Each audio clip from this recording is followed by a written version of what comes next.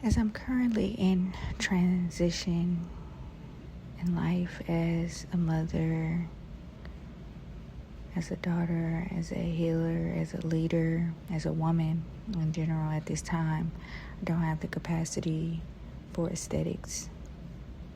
I only have the capacity for truth, being the voice of truth, living in truth, and keeping the awareness of truth. So I've been sitting with these questions as systems are currently crashing around us politically and on a micro level and on a macro level. Lots of things are changing. So the question is, how do we work together? How do we lead ourselves? How do we lead our homes, our businesses? And also stay true to ourselves while everything seems to be changing or crashing or revealing itself to be something way more sinister or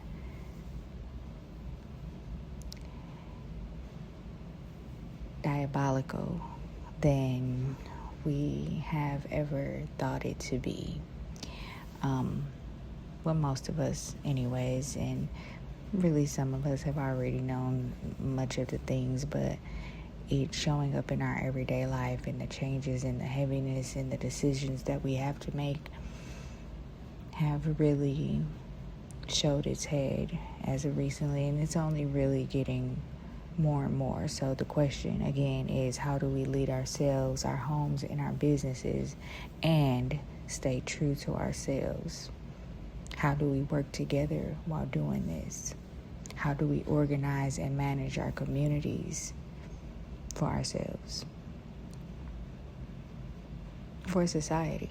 Because I'm beyond the small pieces of community. I'm beyond that. When we are taking care of ourselves, what happens to each and every one of us is very much happening to us all.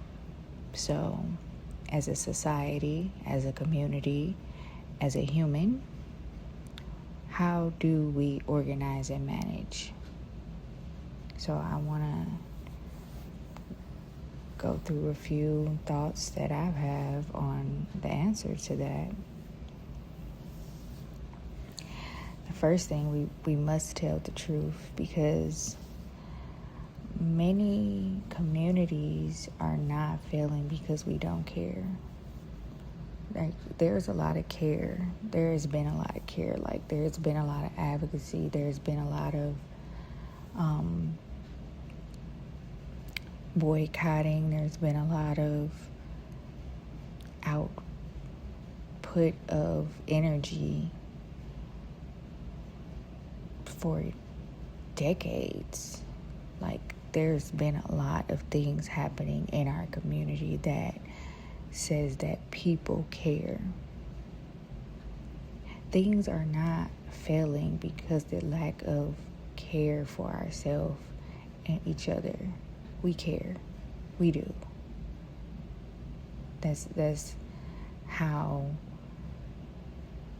our emotions are so impacted and in different ways, you know. There's a level of care that we have for one another, but what we don't have is clear structure for ourselves. We've been in systems that have created structure for us. So while those things are falling, where we stand, the roles that we have, the standards that we have, the discernment that we have for what is actually in alignment with us, those things are completely crashing as well, and it's really burning people out. It's really overextending a lot of the people who think they know and just don't really know. Like, that have been placed in a leadership role that we've never seen before. Like, it's unfolding very rapidly, and it's showing up as resentment for one another, or resentment to these systems, or resentment for what we have and did, or who we aren't yet. And we're lacking the true support for that care. That's just what I'm seeing. That's what I'm seeing. I'm seeing that generational cycles are being put on forefront, like the things that happened in the 50s and the 60s are showing up in different ways. The impact of the 70s are showing up in different ways, and the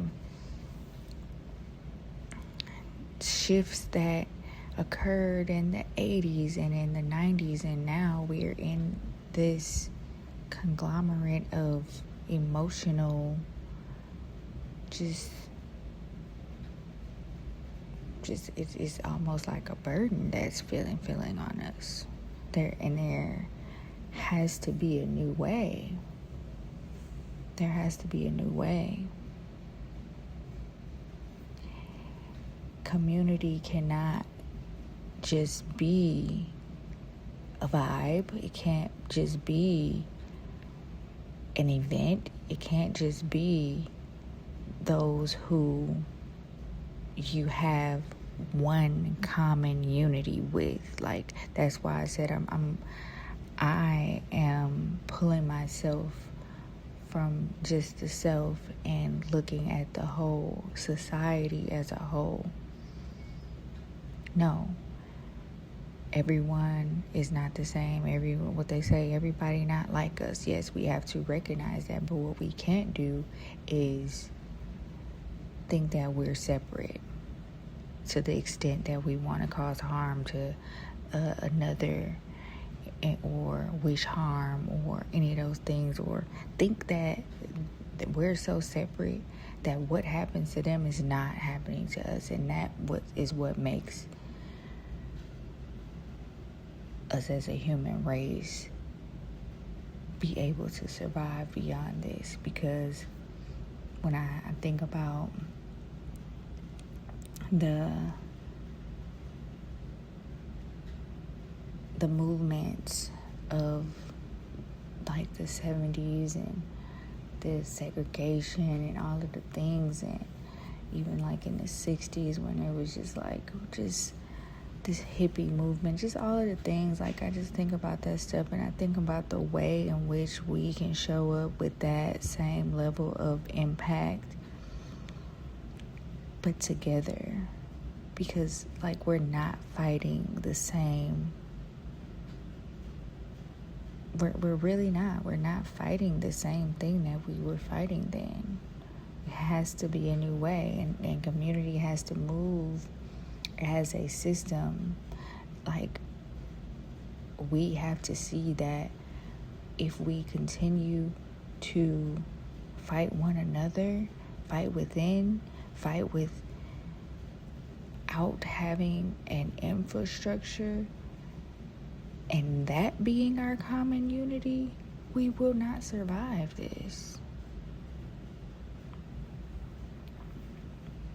We won't survive this. And I'm not just only trying to survive. Like, I want to, and I will, and I have, and we will, and we have thrived during times of resurrection, as they call it, of rebirth, because that's a part of the survival.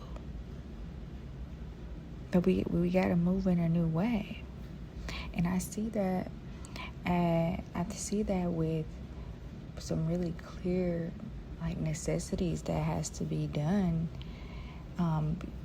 in order for that to happen. Like, we have to have some type of internal order. We have to have self-leadership. And that's something that I feel like, as a community,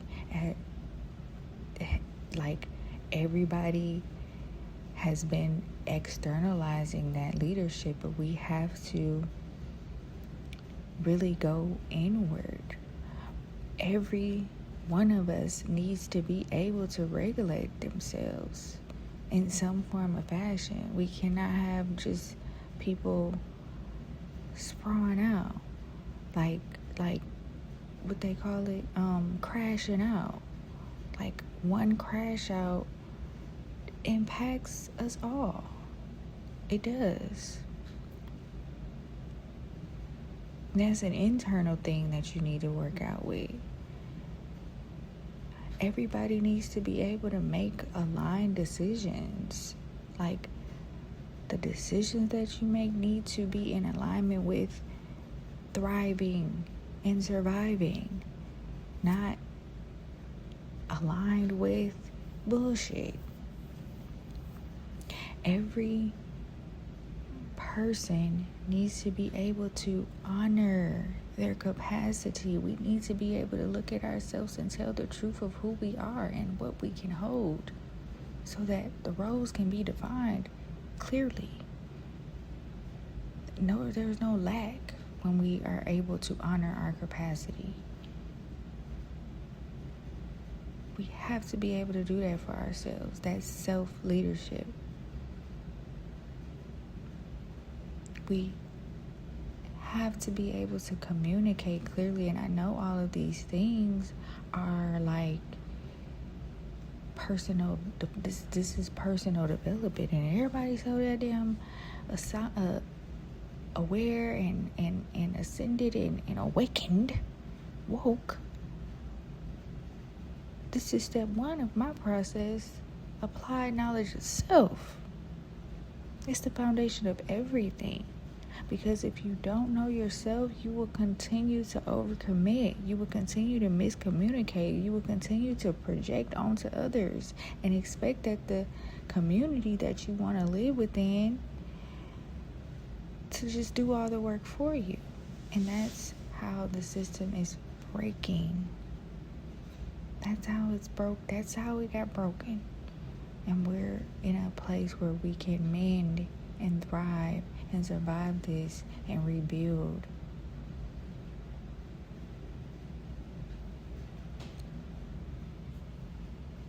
But self-leadership is mandatory. And with self-leadership, that requires you to have micro systems for yourself, for your home.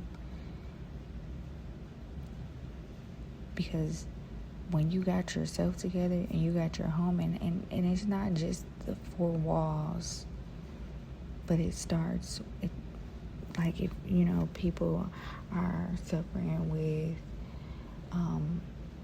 home security and things of that nature, just being able to find a rhythm, find the different roles, find the boundaries within the space that you could call home within yourself and in your personal circumference, like your microsystems. Because that carries into your businesses, that carries into your collaborations, that carries into other community spaces. Because everybody that you come in contact with is not just in your community. If they're a part of your community, they also have common unity with other people that you don't even know. And we really have to normalize sharing the responsibilities of how connected we really are. That's a really big responsibility. And I mean, it shouldn't be a burden. All we have to do is communicate clearly. All we have to do is have emotional accountability. Lead ourselves correctly, and then we'll be true leaders, leading one another. not controlling one another that we've seen externally, that's the system that's crashing, but truly having that self-leadership, having those micro systems that we create order in our life with, that we create clarity in our lives with on the day-to-day basis. And then we connect with one another and create these collective systems. That is where our community and our businesses collaborate, combine, coexist. And this is the main part that people get hurt in when we finally want to connect and collab and commune.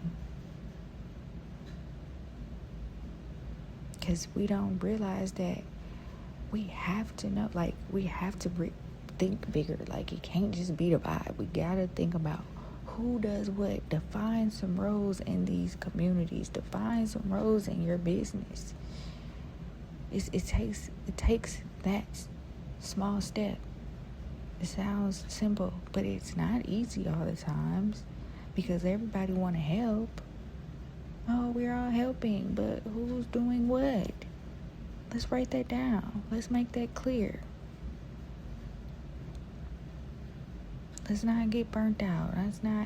We get burnt out and get to pointing the finger at each other and everybody when shit gets to falling and failing. Let's create a clear capacity. Just like really be aware of your capacities within the collective. Like, if you're aware of who you are, and what you can hold for yourself, come to the community, come to your business, come to the collective, be a pillar in the society that recognizes that not everybody can give the same thing. We are not the same, and that is okay. It's cool to acknowledge that and respect that. It's cool to be aware of what your capacity is and make others aware of it. That's cool. That's the new way. We have to create a collective system that has clear exchanges, reciprocity, and that could be money, energy, or time. We can't be vague about these things. That's so important. We cannot be vague about these type of things. We have to be in agreement, and it needs to be normal and natural. That things have structure, expectations, and reciprocity. I know we like to go with the flow, and we don't know, and have and in the old society, talking about money was so uncomfortable, and talking about our expectations or even having expectations sometimes are uncomfortable. And we're all on some level going through a form of worthiness and lack of worthiness, or a higher form of it, and all of the things. So we're coming to a space where interdependence means mutual support with responsibility, not dependency. And this is one of my steps of my 7 steps to authentic connections. That's step number 6, interdependence. And that's very important in collective systems. That's very important in collaborations. That's very important in communities and businesses. Because within these businesses that everybody has, these small businesses especially, and realizing that we are part of something much bigger, society as a whole is depending on us to connect with one another. So in that, we also have to have discernment And that's not just on a spiritual, I'm discerning who's a monitoring spirit. No. Let's get real. Let's get to reality. Who is really in this room with me? Who is in this room with me for real? And we like to avoid this, but it's so very important to recognize and honor the capacity of people and realize and honor that not everybody is meant to build with you. But that does not make them your enemy. You can love everybody. I love everybody. And that has in the past gotten me in trouble, because loving everybody does not mean that I can work with everybody. That does not mean that I can eat with everybody. That does not even mean that I gotta break bread, give people my time, energy, or attention just because I love them. Sometimes that's unloving when you don't honor who someone is and not honor the alignment or lack thereof that you have with them. But you gotta be mature enough to have discernment.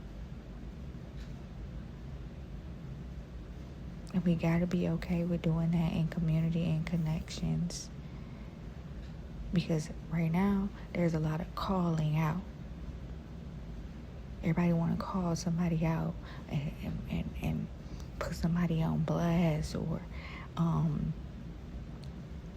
out these things and embarrass the hell out of people because of your own self not discerning who you were and who they were and the lack of alignment that you had, and now you want to call them out and backpedal on the fact that at some point in time you thought you was in alignment with them. And instead of you just realizing you were not and moving on about your business, you want to call a nigga out. And I understand it's a feeling. It's a feeling that's hard to get over. Like that spirit of revenge, that spirit of just not wanting to get that feeling of betrayal. It's hard to get over. It's hard. But the mature way is going into things with discernment. That's how we avoid that type of stuff. And in the new way, in our new way of organizing ourselves and our society, the new way of using community as a system and not just vibing and not just as a marketing tool. The new way, we are mature and we have a system that's set up that allows us to make sure that things are in alignment before we get fucked over. And I don't think we'll ever see a day when it's just terrible. I mean, where terrible things don't happen or uncomfortable things don't happen, but it don't have to be the way that it was, because the way that it was has allowed pedophiles and murderers and all of the most diabolical energies and beings to fester and create systems that we are now just going along to get along with. So how we actually move forward is we have to establish these as standards. I have created standards for my own life. I have a 7-step process that is my constitution. Okay?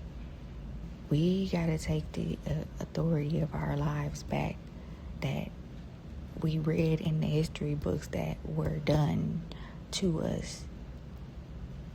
We have to define how people show up in our lives, how we show up. We have to define how decisions are made for ourselves and in our life. We have to define what alignment actually means for ourselves and make that very clear. Stand on that business. Establishing standards. We have to move forward by filtering things before we make the building. Like, this is why I've gone into what I'm calling energy architecture. I am no longer healing energy, I am architecting. And before you set the foundation for anything on land or energetically, you have to assess. You have to really get an idea of what it is, and you have to build from the real clear ground. Get rid of the debris. Get rid of the dirt that is not gonna sustain the building that you're building. So we gotta stop letting any and everybody into our energy and then trying to fix the dynamics after we've already been in some form of relation.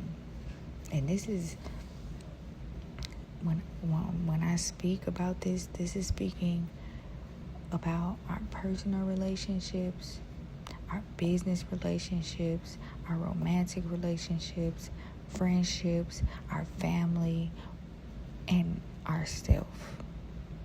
We gotta think on all these levels.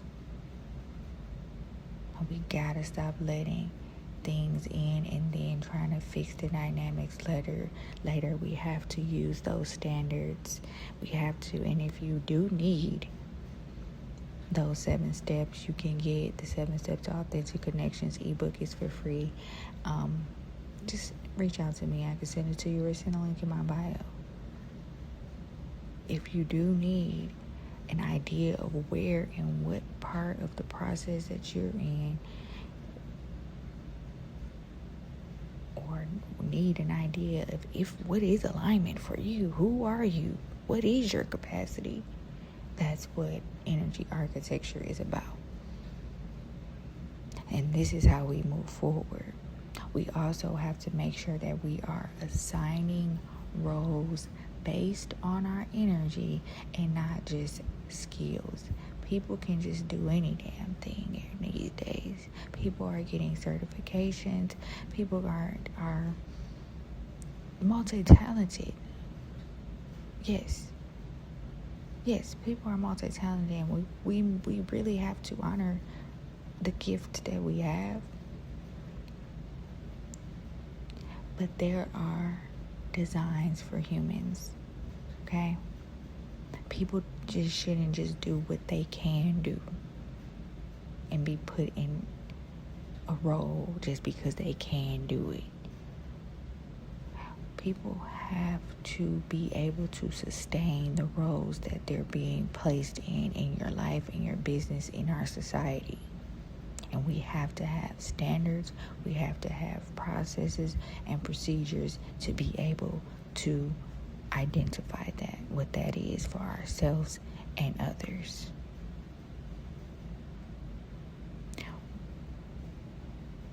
We have to create clear exchange models. This is another step for how we move forward practically. Because we're not getting woo-woo anymore. We're not into all of these. If you are able to go into the depths of your spirit and call in your spirituality, then you can be able to take this to the most practical, simplest, everyday reality steps that I'm giving right now. We gotta make it simple. Create some clear exchange models. For every relationship, it needs some clarity. Every relationship needs clarity. Okay, who's getting paid? Who's referring to who? Who's supporting who? What happens when these things don't happen? What happens when something changes? Make it clear. We don't have to assume. Let's normalize that, and so things don't get weird when we have a sit down or when somebody bring it up, and we don't have to go to the extreme of having these contracts and taking people to court and all of these fallouts and all of the things.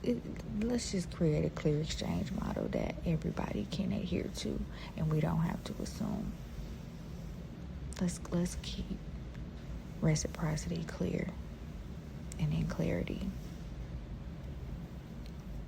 Because why not? Everybody got to give and take something, and it don't always have to be with those systems of exchange that we were taught or brought into or given the short end of the stick on. Because whose face is on the dollar? They was clear with that exchange model. It's time for us to make our own, okay? Now,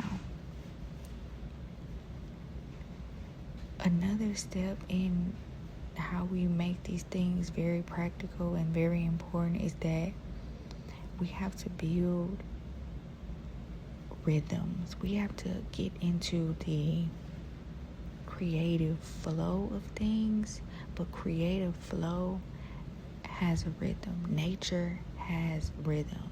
Nature has cycles. Humans in the communities that we have, they're based off rhythm, okay? We know music is the medicine, and it's not just that simple, but I mean, it ain't just music, but rhythm in itself flows through us. And every community cannot have constant activity. You cannot expect constant activity out of a human being. You cannot expect constant activity out of anything.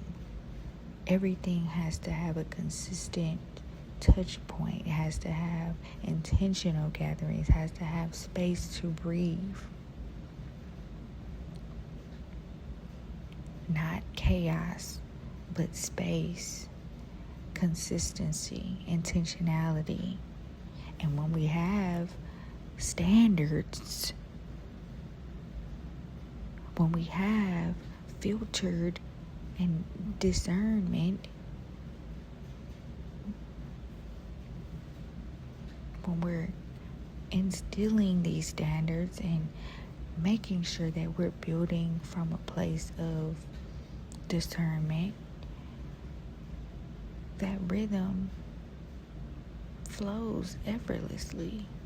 It really does. You see how easily we've gotten on the bandwagon of the systems that have crashed now, up until now. I mean, that are crashing right now, and how deeply embedded we are into them that they this is what they did. We've got to do it. We can do it. And I'm not here to save anybody, okay? I'm not here to save anybody, because nobody's here to save me, and nobody's coming to save anybody, and nobody's coming to save me. But what I am here to do, because I know my design, I know myself, I know my role, and I have sat with who I am and what I came here to do, but I am here to create systems where people can show up in responsibility, people can show up in alignment, and in truth. Because I know I am a leader for myself and for others. And I know that collectively and societally, we have all been going through a shift, and it's time for us to self-lead.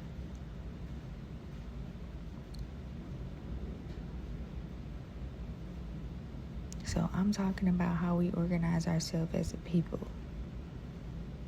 I'm talking about how we collaborate without collapsing again. Because I've done it. I've felt it. I've had and I've seen the most powerful collaborations, the most powerful friendships, the most powerful relationships, the most powerful business partnerships collapse. And we're seeing it. We're all seeing it.